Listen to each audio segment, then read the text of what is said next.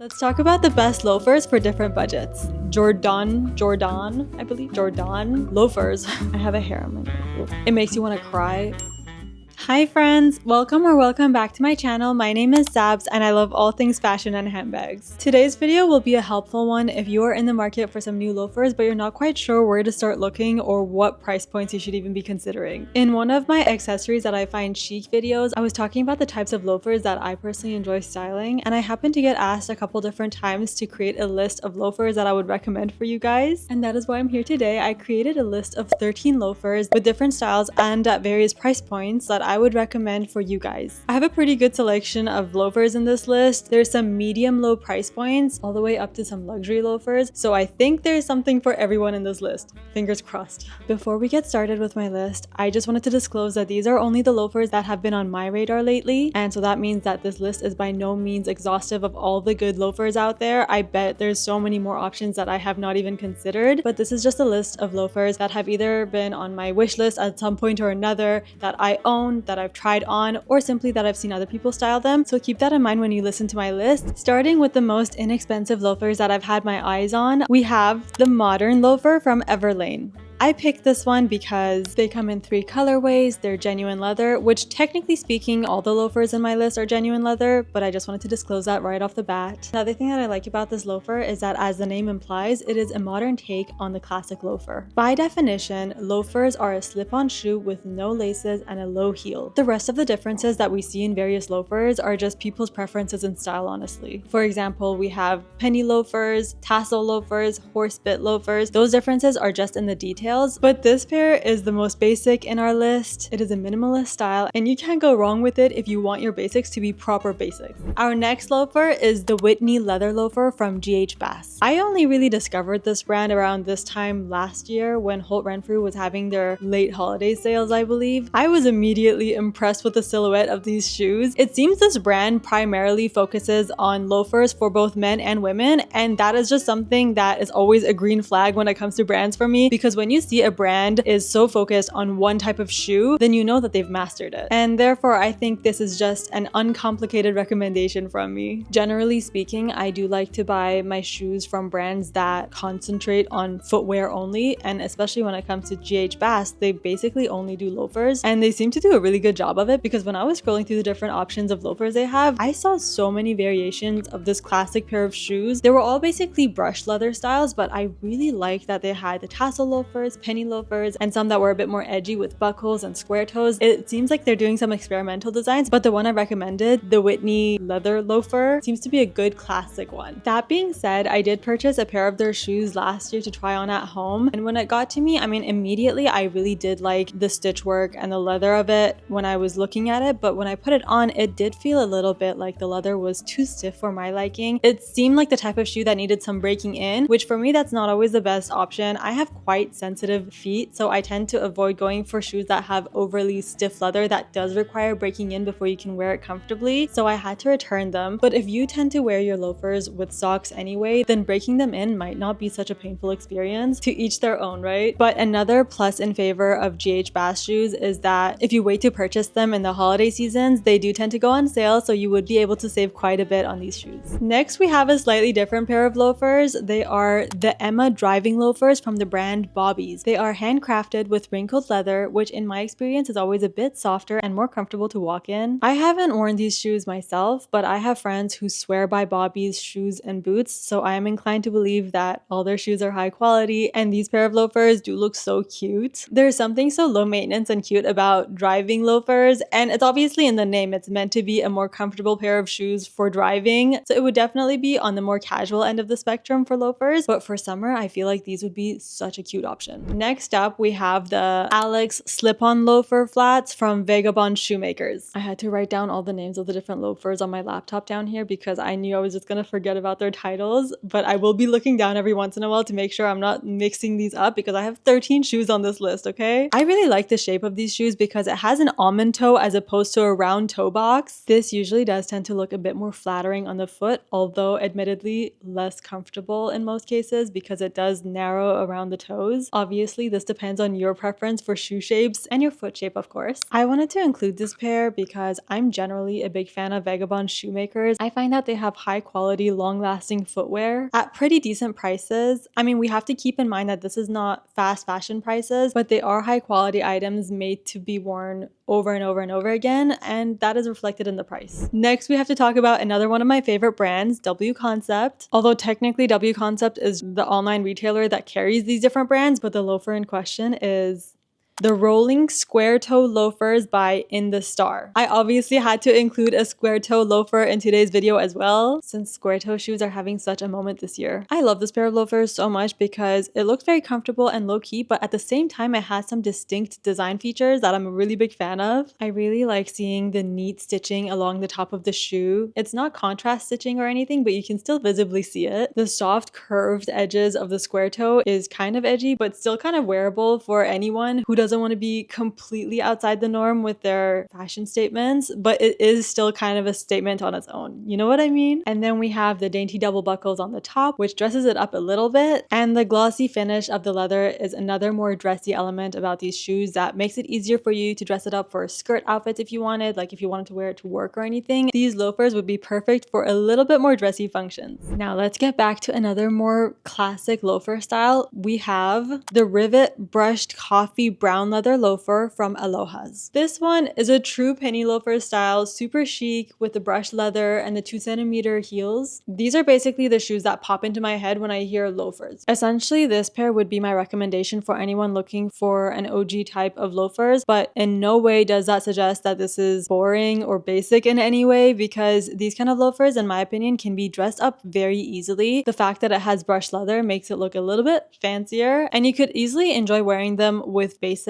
like some light wash jeans, a white t-shirt, a trench coat, but you could also really easily dress it up. For example, you could use a pop of color like some blue socks or red socks, any kind of jeans you want, and then if you want to put on something with patterns over top like a striped shirt or a patterned vest or an overcoat, whatever you want to go with, there's different ways to style up or down these kind of loafers. Needless to say, whichever way you choose to style them, they will always look elegant. The next shoes are from a newer brand that made it to my attention, and that is Poppy Barley. Their loafers are called the laid back loafers, and they look super cool and nice, and they have 2 colorways. I was kind of personally checking out the beige ones because I love the shade of these. It's not really a normal beige that I see a lot for shoes. I'm here for it. I think it's so pretty. I think as minimalist as these shoes are, it has a cool ruching along the edge, like at the front, and I haven't tried these on, but they do look very flexible and low-key, so you could definitely dress it up or down. But here's what I particularly like about the beige colorway is that it doesn't look like one shade of beige. I feel like I see a bit of gradients in the color. I don't know if it's just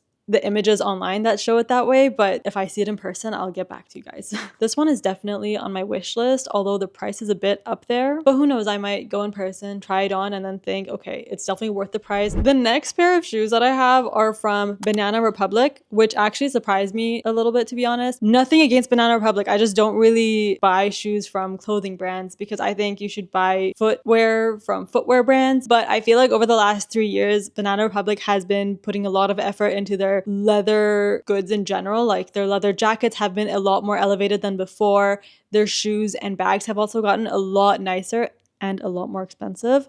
But that being said, I was looking for kind of elevated looking loafers that have that kind of soft appearance to them. And this pair from Banana Republic, again, I have not tried on this pair, but it looked really good. It ticked off all the boxes, at least visually for me. So that is why I included it. Not gonna lie, it's an expensive pair of loafers, and I'm not quite sure if I can justify this price point for a pair of shoes from a brand that specializes in clothes mostly, not shoes. And these are definitely the kind of loafers that really do need to fit you like a glove because the leather is so soft that it could come across as flimsy if it doesn't hug your foot just right. But if it does fit really well, I mean, these are kind of reminiscent of the Row soft loafers. So this price versus the Row prices obviously is a lot more affordable. If it does fit really well, it would be an excellent alternative to the Row loafers if that is something that you're interested in. But I will promise you this, if I get my hands on them in store, I will take photos, I will try them on, and I will share my thoughts on my Instagram stories for you guys, so stay tuned for that. But I definitely wanted to include this pair of shoes in my list because these super thin leather sole loafers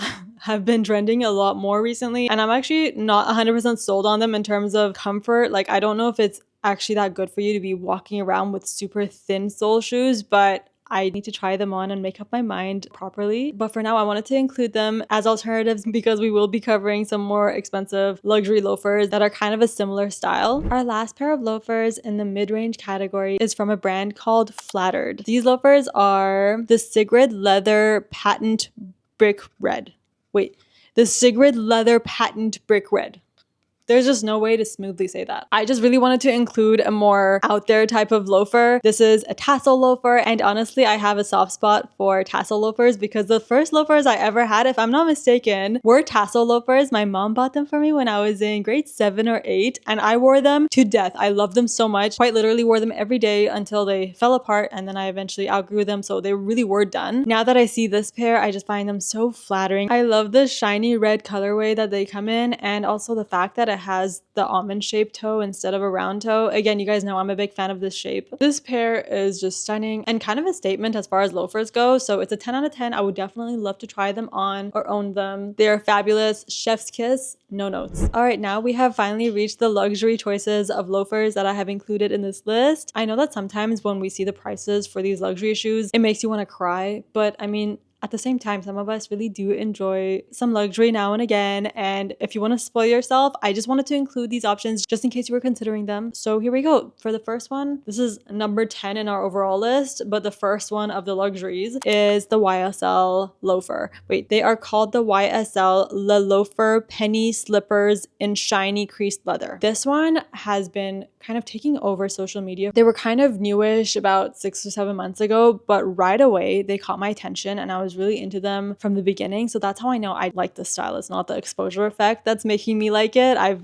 just liked it from the beginning. The thing that I see that I like about it is that the ruching is so dramatic in this pair of loafers, and it kind of feels like it was like a moccasin. It was made to just hug your whole foot and just be super soft and dainty in a way where a few years ago, maybe the chunky loafers were more of the style that everyone was gravitating towards. And now these more slipper type of loafers are having a moment. They're kind of more popular, and that's okay because I feel like each one has their own audience. In this case, I'm an audience for both. I really like the chunky loafer and this dainty loafer. And the other thing I like about this is that it looks very soft and malleable and flexible, obviously. The little YSL logo, it's very understated and not in your face at all. So if you wanted a more subtle luxury, this would definitely be a cute option. Our 11th option is kind of the OG of the luxury loafers, I would say. And that is the Gucci Horsebit Jordan loafers. Listen, this one is kind of a sad / funny story for me. I was crushing on them from the moment they came out, and I feel like if you were on social media back when they were getting popular, you saw that everyone and their mom had these shoes. Like everyone was wearing them all the time. And I was just like, they're so cute. They're so low key compared to a lot of the stuff that Gucci comes out with, which is like lots of logos and very dramatic in your face. But this one was so subtle, and the horsebit detail and the whole slim look of it was really appealing to me. So back in 2019, when I had gotten a co-op job, I was still in university, I saved up and I was so frugal. So I was like, I deserve it. I deserve this one luxury purchase for myself. I went out for my first luxury experience, bought these shoes, and I came home and my mom's like, absolutely not. What does a student need with these $600, $700 shoes? And I was like, slightly heartbreaking moment for me, but she was right. At the end of the day, I mean, I was doing a lot of transit and walking around, and these loafers would just not have lasted like even a month. I don't know. It was the right call for me to return them at the time. But funny enough, years have passed since then, and these shoes are still very pretty to me. I have not gotten tired of them. The reason I didn't go for them again was because 2-3 years later, I found another love. And I mean, I bet you guys know they're the Prada loafers. I fell in love with them and I couldn't stop thinking about them. And so I decided to treat myself to those ones instead, which takes us to our 12th loafer, which is the Prada loafers. They are the brushed leather, almost platform loafers. Listen, I got these back in 2022. I could not stop thinking about them for a year. I just was thinking of all the different ways I would like to style them and wear them over and over again. And that has truly been the case. I don't think I've worn any other pair of shoes this many times and gotten that much joy out of each wear. So it has been worth it for me. I love them a lot. As far as loafers go, like I know I did say that I don't like very stiff leather shoes that require breaking in, but even though these loafers are quite stiff, like the leather is brushed leather, just like many of the other loafers that I shared with you all, something about the cut of these shoes, it was almost made for my feet. they required no breaking in. They were comfortable for me from the get-go. I did have to size down half a size. So people, whenever they ask me about the sizing of these shoes, I just say I size down half a size and they fit me like a glove. But let me know if you ever want a more in-depth review about the wear and tear, how I care for them, how I style them, because I would obviously love to do a whole review dedicated to these pair of shoes in case you guys want to pull the trigger and purchase them or just want to hear about them. Whatever the case may be, let me know in the comments. Finally, our last and most expensive pair of loafers in our list, we have the soft loafers from the Row. As I previously mentioned, I feel like the Row really put these soft moccasin type leather loafers on the map for a lot of different brands. To be honest, I feel like I've seen a lot of dupes in the market, and I have tried some brands' shoes, but they don't quite fit me right. I haven't tried the Rose loafers yet, but they do look really beautiful when I see them styled online. I will just say this. These ones were the first pair that did get me started on thinking that I kind of like these less structured and super soft looking loafers, particularly the way the ruched details look. It really appeals to me for some reason. I can't even put my finger on it. It just looks very luxurious and soft and buttery. I particularly really like how these look with a pair of baggy jeans and a long coat. It just looks so chic for fall and spring. And I also do really like the brown suede colorway as well. I am kind of in the market for these ruched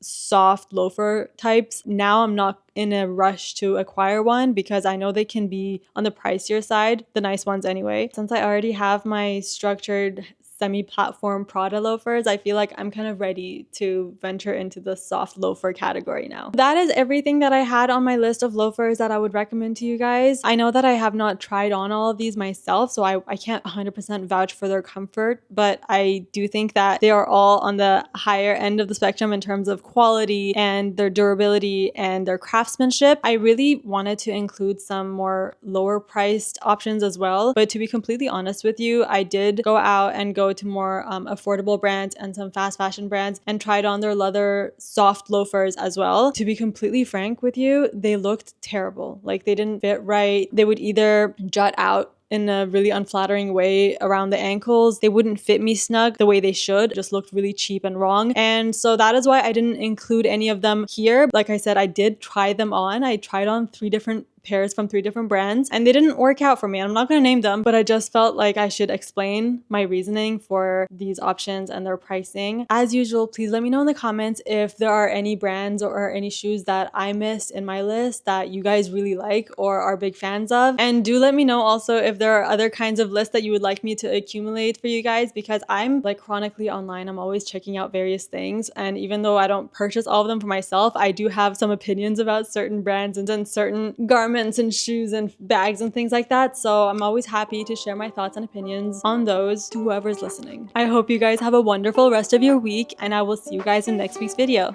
Bye!